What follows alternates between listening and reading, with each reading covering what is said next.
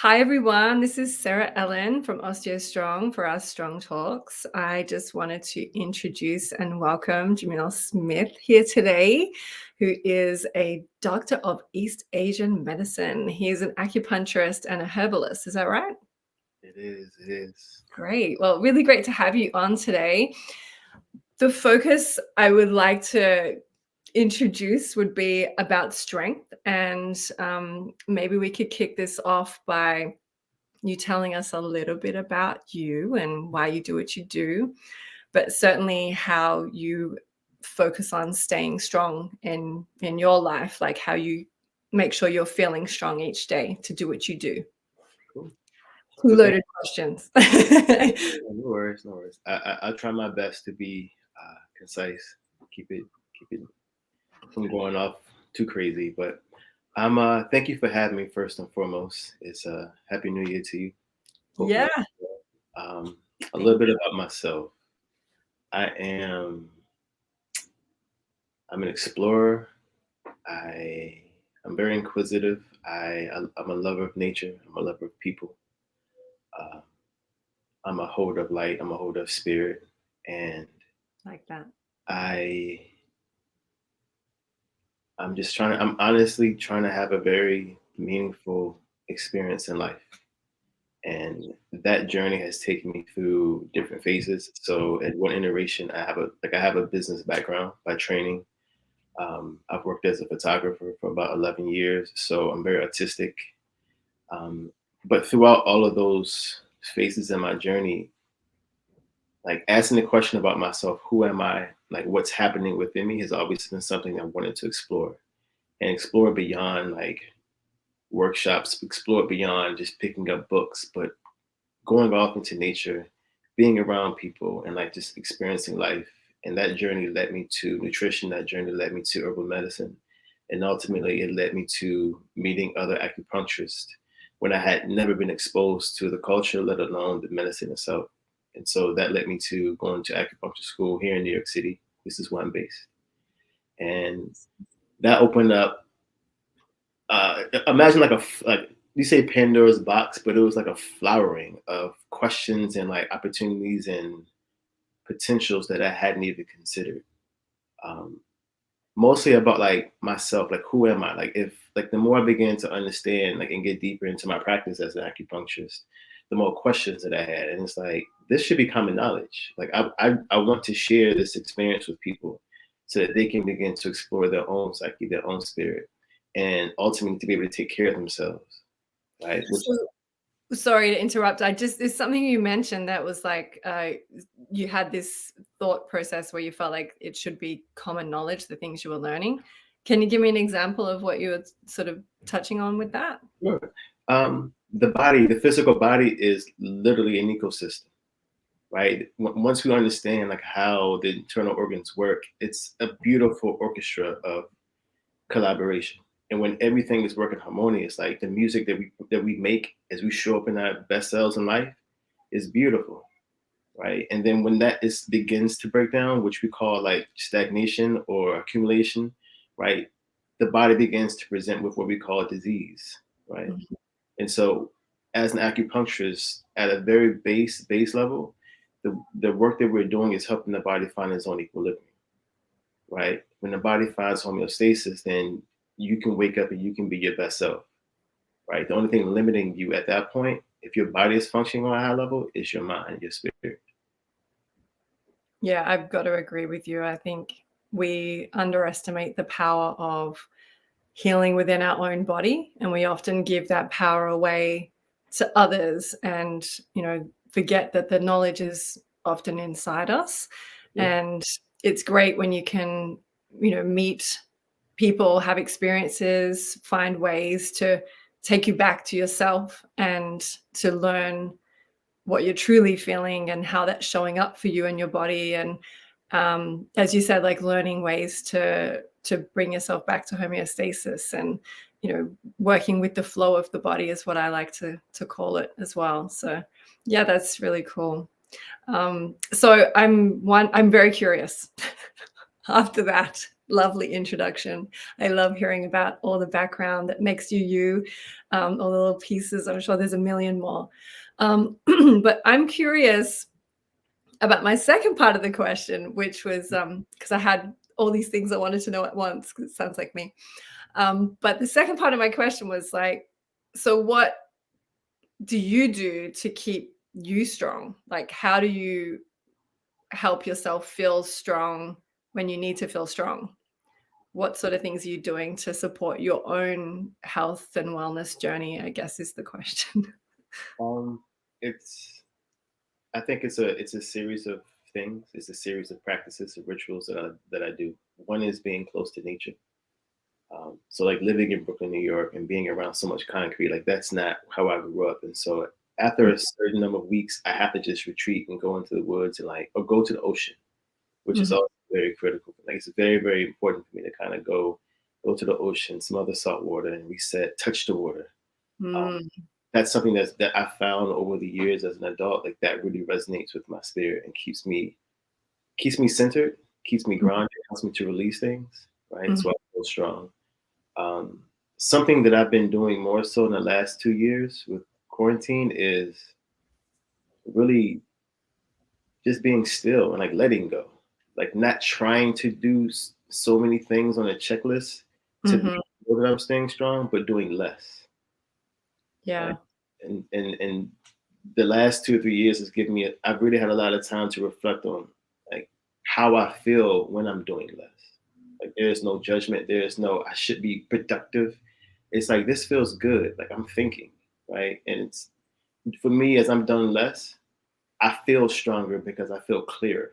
Like I'm much more efficient in the things that I do when I leave home and I'm pursuing things in my practice or things in my business or I'm engaging or even with the patient. Like it's much easier for me to be still. I I love that. I that is so powerful. I think that is just the most amazing answer I could have ever asked for. Um, that is huge. And I was just thinking, about doing less, there's so many people here in New York and around the world that doing less feels like they are less or they're not achieving enough or doing enough. And I think that resonates with so many people, like I definitely feel it myself as a mother, as a business owner, as an employee, like there's so many things we play these roles and we wonder if we're ever doing enough. Could we do more? Can we be more productive, And you've just really reminded me of some of the magic that unfolds when you allow yourself to do less.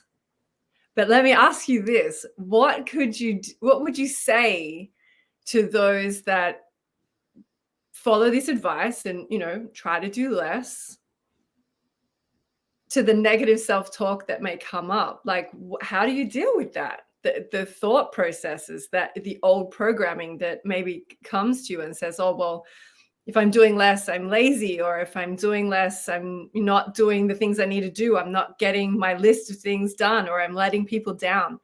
How do we work with those negative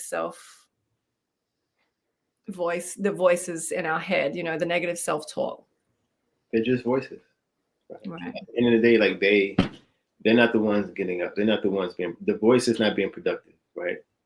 So I guess the easiest way for me to say it is like I usually don't focus on like the negative because anytime you give someone a suggestion or advice, right? Sometimes, depending on who you're sitting with, who you're speaking with, like they will find a way to kind of self-sabotage, right? And to Okay. bring up these ideas. So Okay. I'm always like, what is your why? Right? Why are you waking up? Like, why do you feel the need to be so productive? Like, to me, it's important to have a starting point of where they are, right? Everybody's not at the same point in their journey, right? So it's easy for me to just run off a couple of things, like, self-help, motivational tips to do these things. But the reality of, and this is what I do in my practice, is that like, I want to meet the person where they are. And so Mm, for one person, they may need just a paddle. They may need just some positive reinforcement, right? To be more efficient with their time. But with someone else, it may be like they really need to just be heard, right? And so understanding what is their why, like why do you feel you need to be so productive? Is it financial? Is it self-worth? Right? So I actually have an exercise that I do whenever I'm working with somebody, and it's really asking the question why 5 times, right? Like, why do I feel I need to be productive? And I respond. And then you follow up with why. And it's really an exercise of helping that person really unpack the root of what it is that they're speaking of. So when you do that, I mean, I can see how that's an amazing approach because you're working with the emotions and the thought processes and neural pathways and all these things, which is so great to deal with. How then do you integrate that with your practice of acupuncture? Like what happens next when someone's working with you? From there, I want to get a sense of, again, once I have a clear idea of what their why is, then it's understanding where they are in this moment, right? So coming back to the breath, right? A lot of breath work is very central to the work that I do, right? Okay. Before you even check the pulse, look at the tongue, like I'm sitting with you and I'm observing. How are you seated? Right? Are you guarded? Right? Are you open? From what depth are you breathing? Right? And so understanding, like, is the person breathing from their throat? Right? Are they breathing Am I breathing from my throat today? Maybe I am. I'm gonna belly breathe, right? Absolutely, right? Confidence, like full abdominal breathing, right? Yeah. That's the first step. And Mhm. so it's really understanding where the person is, right? And there's no judgment of why how we show up. But when you come into the treatment space, it's like, this is where we are.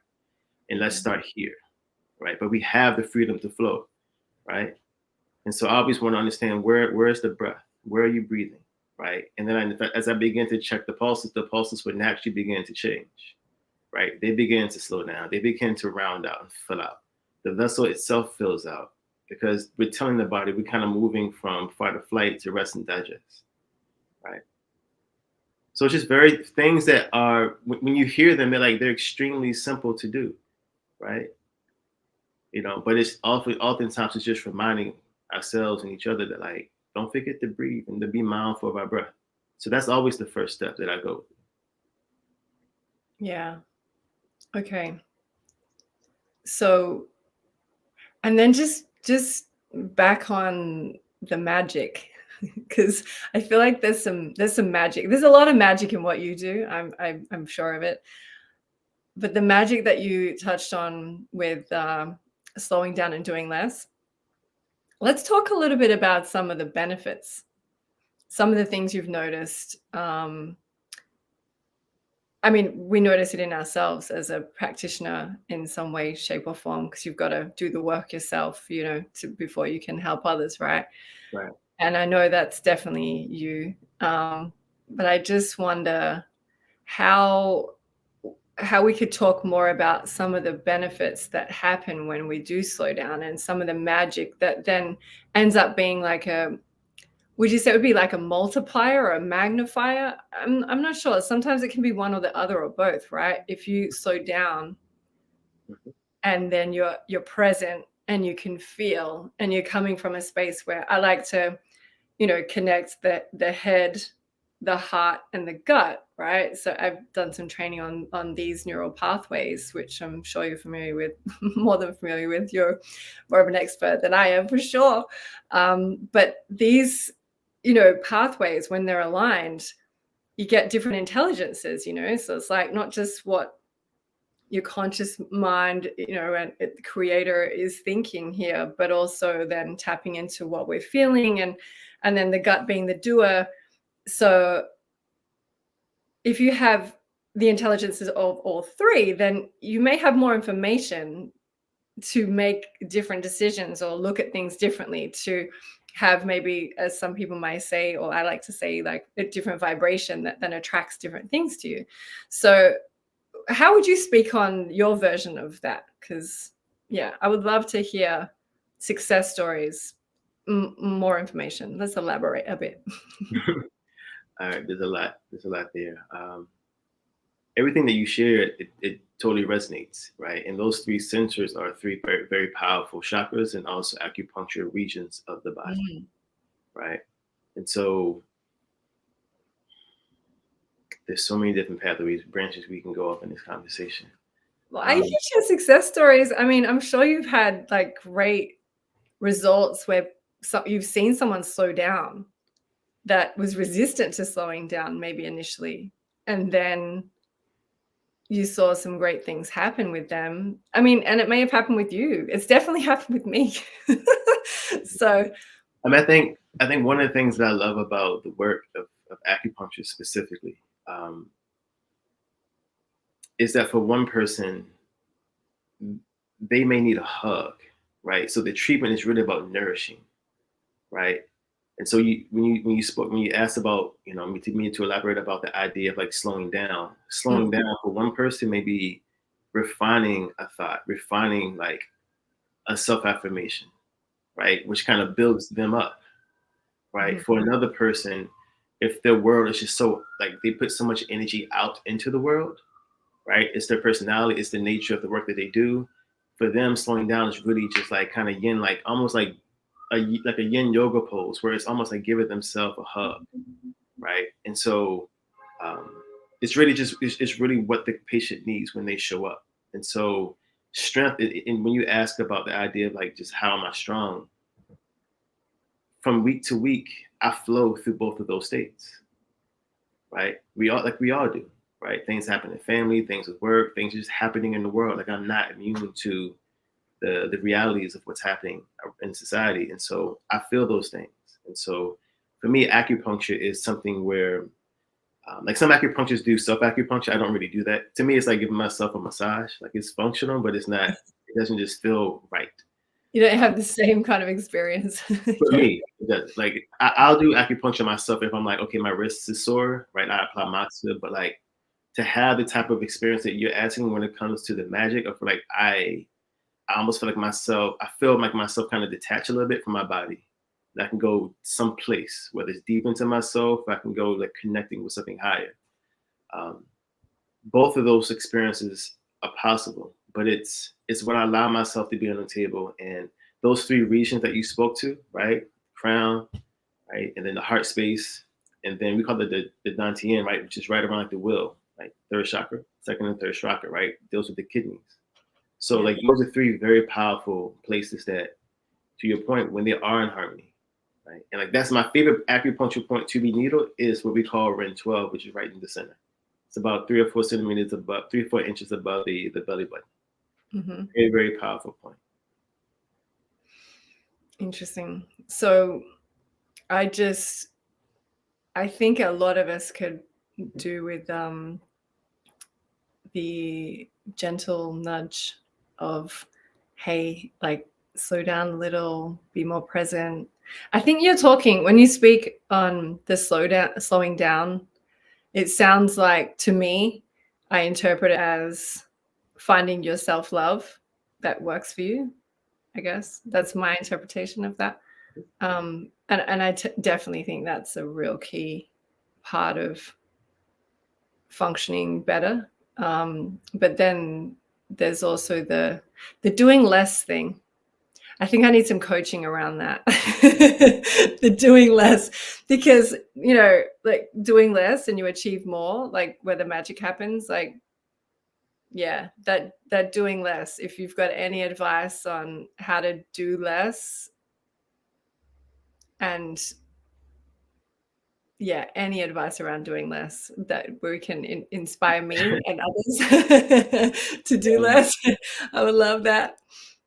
it is one of those. It's a practice of mine that like it comes easy in practice, but to put it into words, like that's the exercise for me.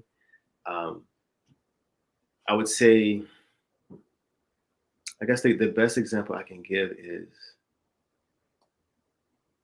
the like for me, like the more I became clear on like why I get out of bed every day, Why?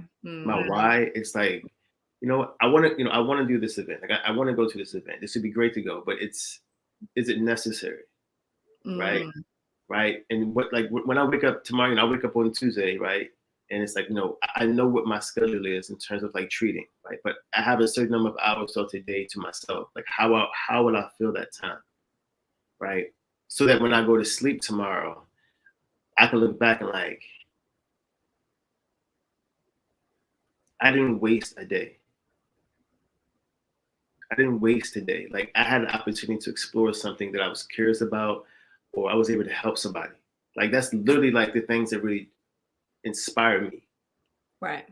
Right. Yeah. Okay. So it's about being mindful about what you spend your time on. Is that I would say it's for me, it's very important. Mindfulness is extremely important. Um, because when we don't do that, that's when we look back and it's like, where's the time gone? Right. That's when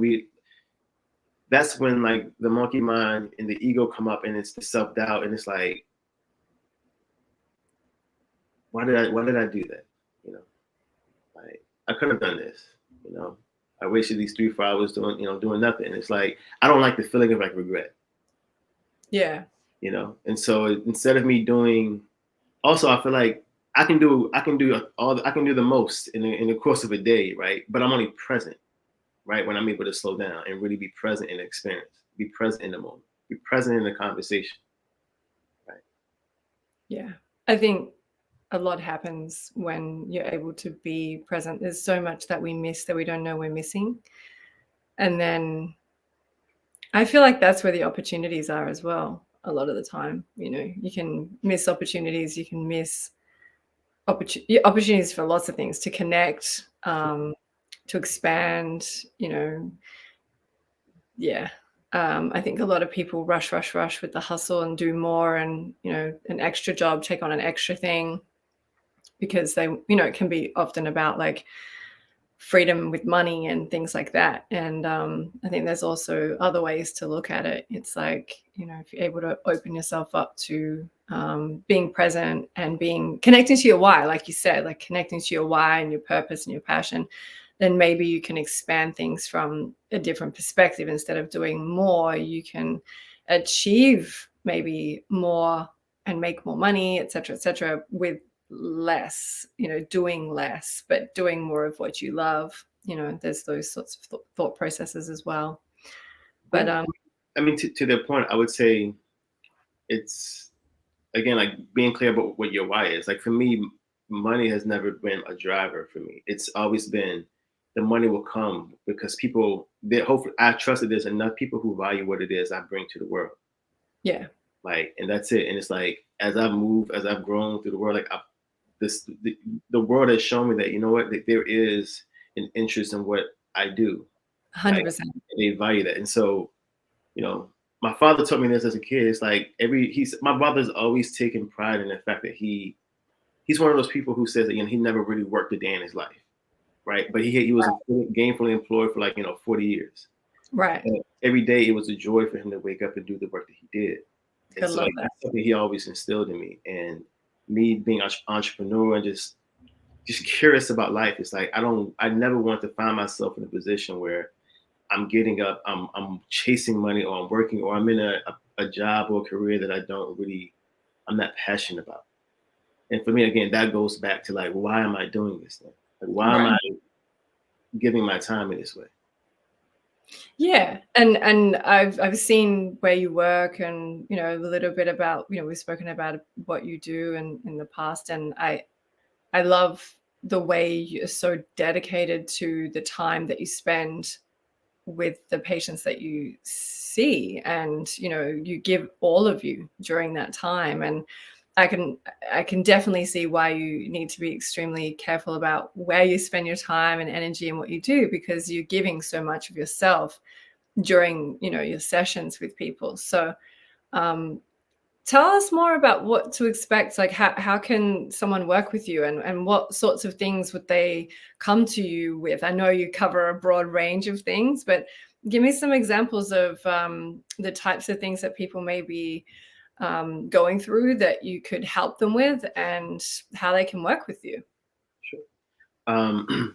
Before we go there, there's something you mentioned about the Yeah. nature of the work that I want to share. And so um, to anybody who's listening and watching right now, if you're looking for an acupuncturist, this is just my advice practicing is that um, when you meet an acupuncturist, interview them the same way you would interview a therapist, right? Like ask questions and making sure that it feels like it's a fit. It's like a yoga instructor, right? Or uh, you know, any type of like life coach that you may want to work with. You should really have conversations to make sure that the two of you are in alignment with their style of practice and how they want to show up.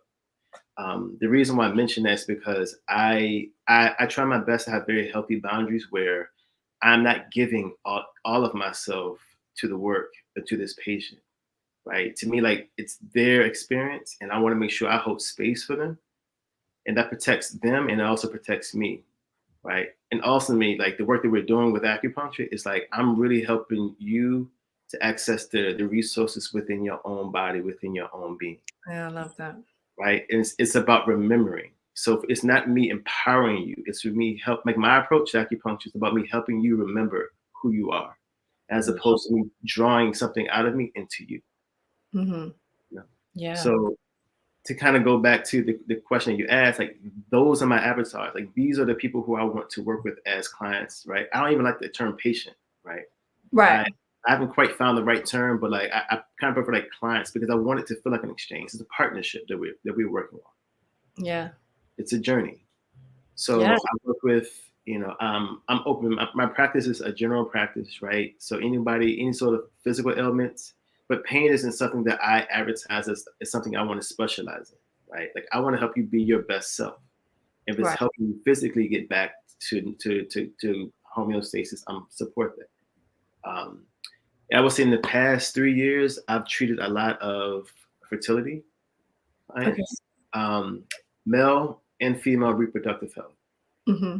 And like male reproductive health, prostate health, in particular, is something that a lot of acupuncturists don't really focus on. And it's something that I'm really passionate about. I did a lot of my doctoral work on male reproductive health. Um, and then, the typical things that may come up. So, if it's the common cold, pre-COVID, and even, through the last 2 years that people have gotten sick, just helping them build their immune system. Um, Autoimmune disorders. So any my approach is anything that we deal with on a daily basis, I can support unless it's like emergency medicine.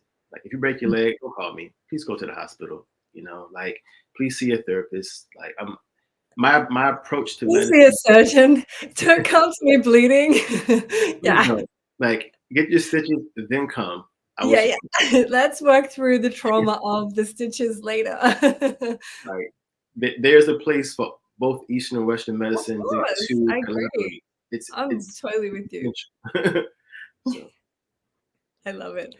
Okay, so how do we work with you? Like, so where can we contact you? How do we find you? So my main office is in Manhattan in Midtown on 45th Street. Okay. The name of my practice is called the Commonwealth, right? And so you can find me at Connect CONNECT at the THE Commonwealth. That's CMNWLTH.com. Nice. Okay, well, that's really good. And then hopefully we can just link your business so people can connect with you that way as well. And what kind of takeaway can we leave these people with today? Because it's all about being strong. I know, it's hard to. There's so many things you work with, and I know it's hard to have like a takeaway one thing to offer people, or inspire them to sort of find their way to be their best strong self. But I see so many people that after the COVID times, I mean, we're sort of getting hopefully in a better space now, but it's been hard because people are feeling not good in their body, like, or they're maybe not really feeling that happy either. So that's it been difficult being isolated, and all sorts of issues that we've all faced over the last couple of years. But something that really comes up a lot in at OsteoStrong is people just not really feeling good in their body. They're feeling creaky and like achy, and not as not as I guess mobile as they were before, just feeling sore, So can you help some of the people that I work with some tips on how to be strong in their everyday life? Got any ideas for us, Julia? Yeah, first and foremost, remember to drink a glass of water. Oh Right? yeah. It's one of those things like remember to breathe, like drink some water, not just tea, but Hmm. water. Have Hmm. some water, hydrate the body, let the tissues be hydrated. If you can, before you get out the shower, just even if you're laying in bed, just try to touch your toes, right? Just sit there, keep your legs straight, and just begin to kind of get some air, right? Some openness into the hips, right? Get some space into the joints because we've been sedentary. Most of us have been very sedentary the last 2 years. Exactly. That's important, right? It's also springtime, right? Which is the energy of the liver. It's about growth. It's about movement. So like almost like a bamboo tree should be able to flow in the wind. It shouldn't be very rigid, right? Yes. So eat things that are sour, right? Fruits that are sour, like things Uh, that are green would be very beneficial to kind of help support both the nutrition, and but also dandelion tea. Dandelion tea, good. I like that for my liver. That's supposed to be for your liver, right? yeah.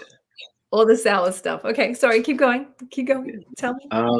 Yeah, so just very gentle stretches, just gentle movement, right? Making sure you're warming up the body would be very helpful for those things.